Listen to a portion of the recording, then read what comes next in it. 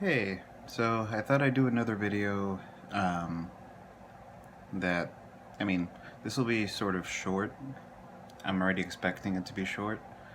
And it's going to be a sort of bridge between this video that preceded it, which was the In Awe of Nature video, and then bridging into the divine itself. I guess we'll see how well it does that by the end of this, but I'm already expecting this to be short. And it's on intelligent design, but I'm not really going to focus on, like, the logical fallacies or anything like that. It's more of just the claim of, like, perfection.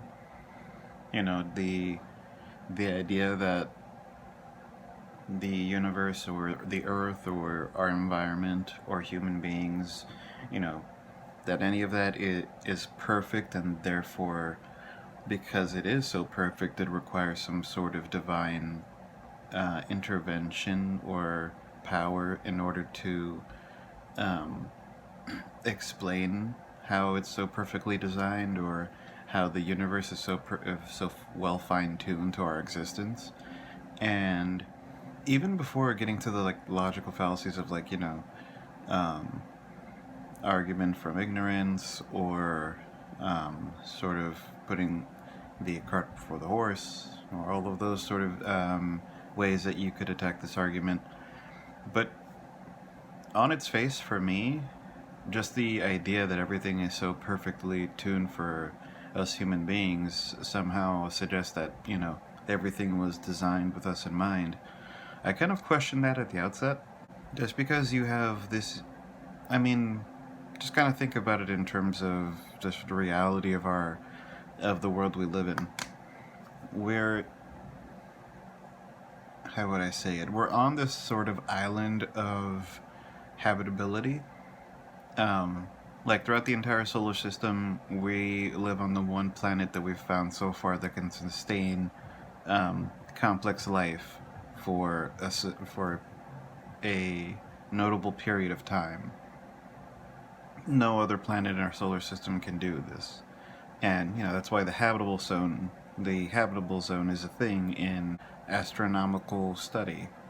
It's come about as an idea where there is a certain distance from a particular main sequence star that allows for water to exist, and therefore possibly life.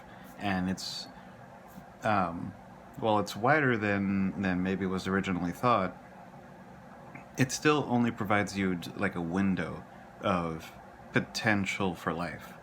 And we just happen to be on the one planet that exists in that window, in that area that allows for liquid water and therefore life. I mean, not just liquid water, though. We also need, like, amino acids, many other chemicals to be involved in order to get us. So there's that.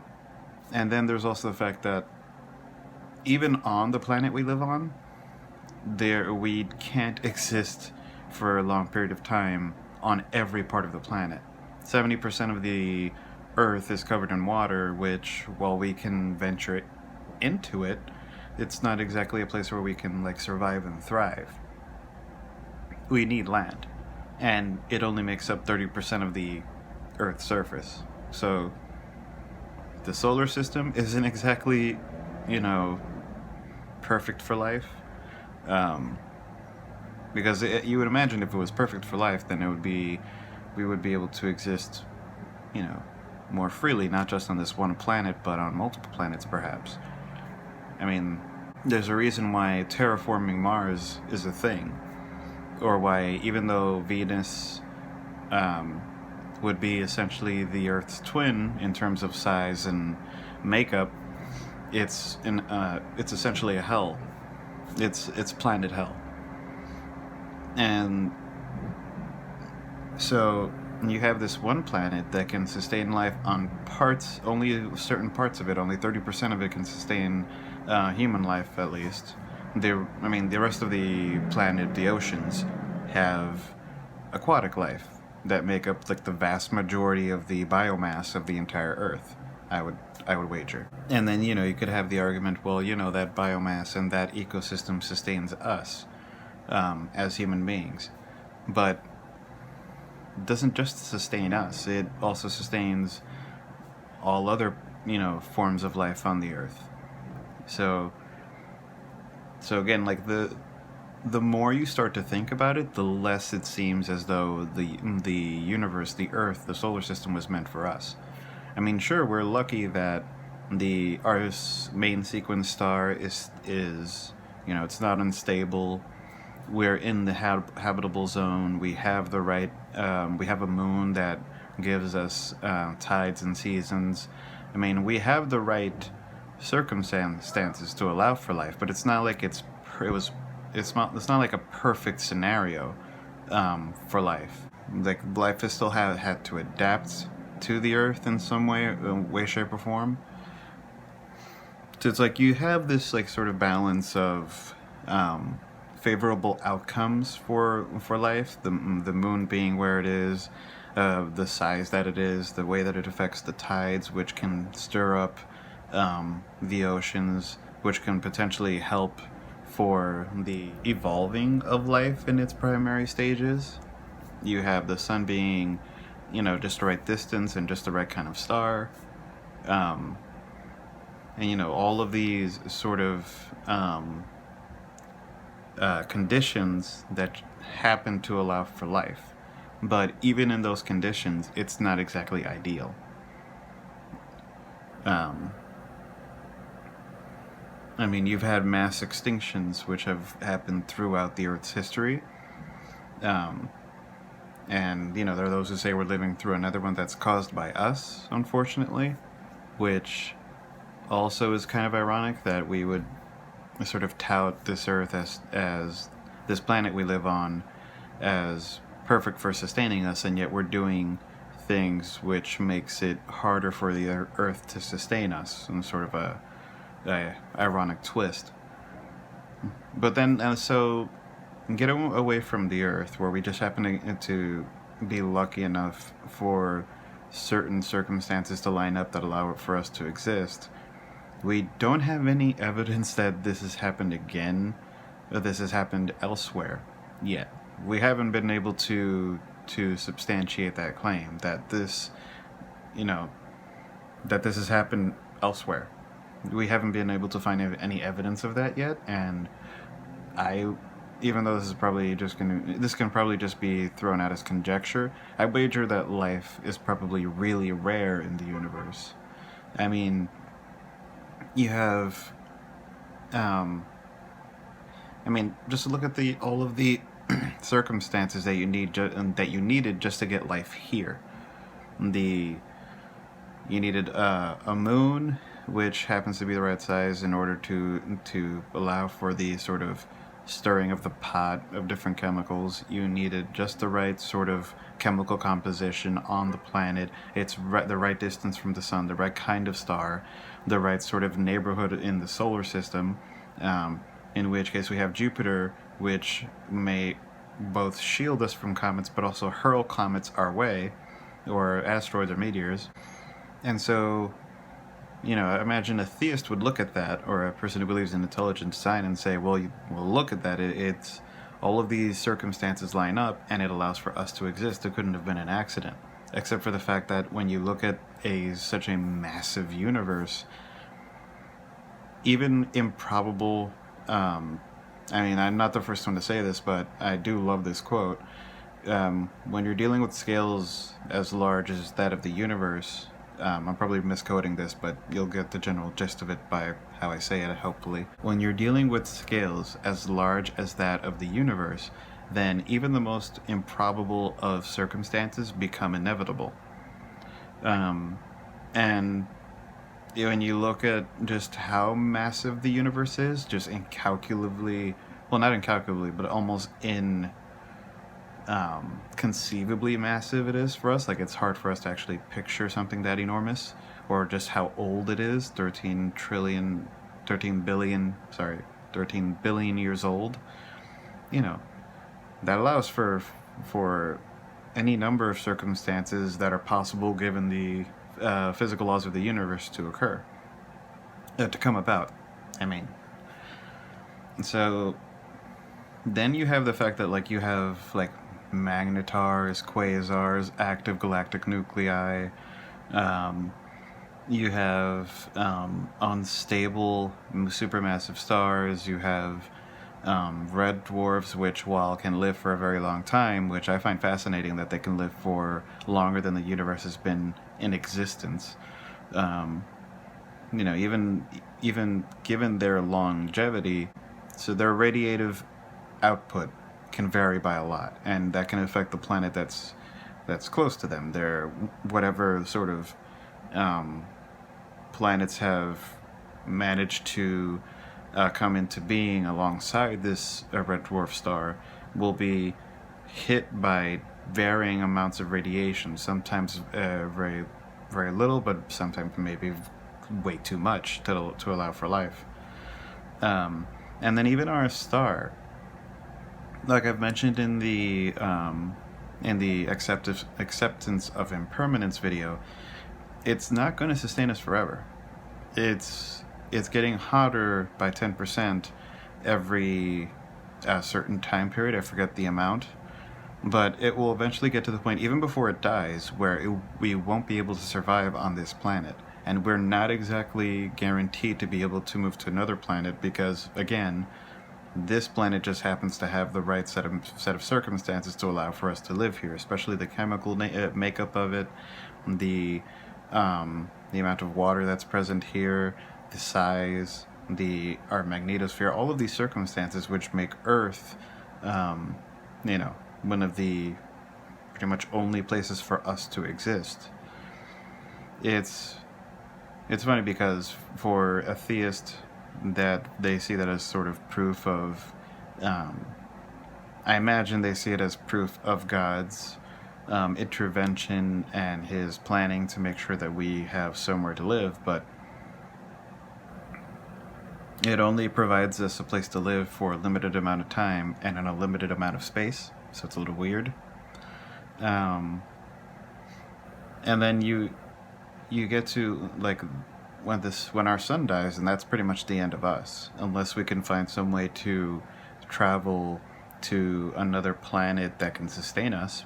But now you're getting more into like human ingenuity in our continued survival, and moving away from our planet just being, or our circumstances in the universe being just so perfect to allow us to live. It allows us to live for a certain time period, but not forever. So it seems less perfect. It's perfect for a little while, maybe,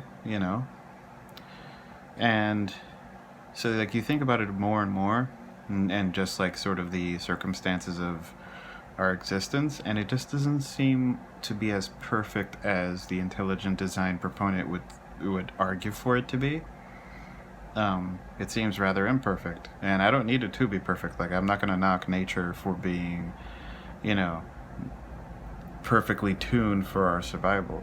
It is what it is. Nature is going to do what it's going to do because it's nature. You can't really stop it from being what it is.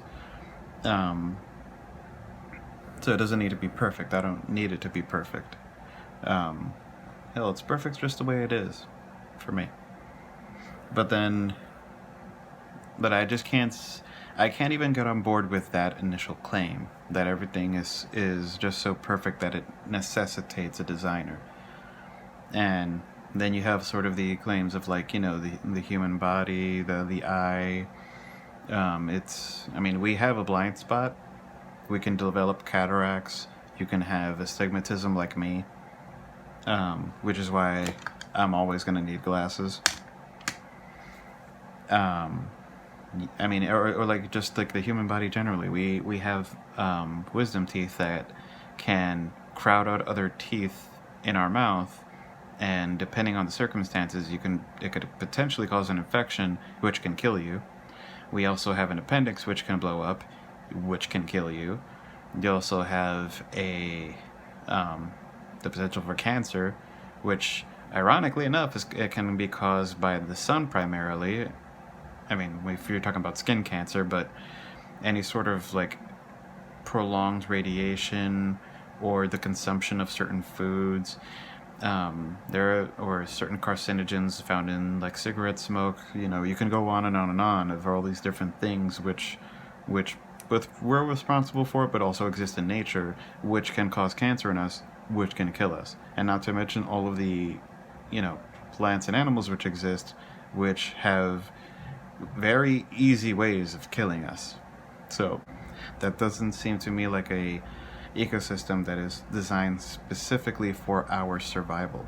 It seems more like you have a huge plethora of different living organisms which have adapted to their environment, who are competing for each other for survival, and, you know, trying to propagate, procreate, and continue their existence either through their own lives or through the lives of their offspring, which continue their genetic code. So it seems to be lined up more with the sort of narrative of evolution rather than intelligent design. Like, just because we're lucky doesn't seem to be enough to really suggest that, you know, it required an intelligent designer. And the question of, you know, that the intelligent designer themselves, all the questions that come with what it is, which I'll talk about in the next video, that's going to be my bridge into that video. I wasn't sure how I was going to do that. There's all of those questions, all of the sort of logical fallacies, which you've heard other atheists or intellectuals talk about all the time. I don't know. It just seems really interesting to me, where you, even if you think about it just in terms of that sort of like the fine-tuning of the universe, it allows for our existence, sure, but only in a very small pocket of space. You know, the universe seems less fine-tuned for life. The universe seems more like it just happened to have the right balance of sort of physical laws and universal constants that allow for us to exist. Sure, but not in a way where it seems like it's a universal objective for us to exist. We seem more lucky than planned. If you see what I mean. And whenever I say that it's lucky from our perspective. Because of course we're going to see it as lucky. Our existence depends on it. And as human beings, or just living beings in general, our existence is vital to us. It's one of the most important things to us, even if we try not to admit it or think about it, it is. So, yeah, that's how I tend to think about that.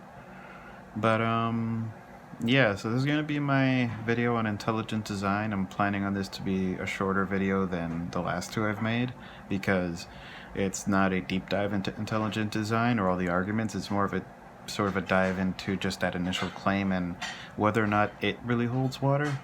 And it sort of goes towards me explaining like why I don't hold to intelligent design. I don't believe in intelligent design, really. And that's aside from all the logical arguments. So that's going to be it for this video, and hopefully this segues well enough into the next video, which is talking about the divine itself, which is going to be highly conceptual, which I am, as the nerd that I am, I'm very much excited for it, because something that highly conceptual very much intrigues me. So hopefully I get to that one sooner rather than later. But I'm going to wrap this up and try to edit it down to something pretty short. Bye, everyone. Well, whoever the one person is that sees this, I don't know, it's probably just me.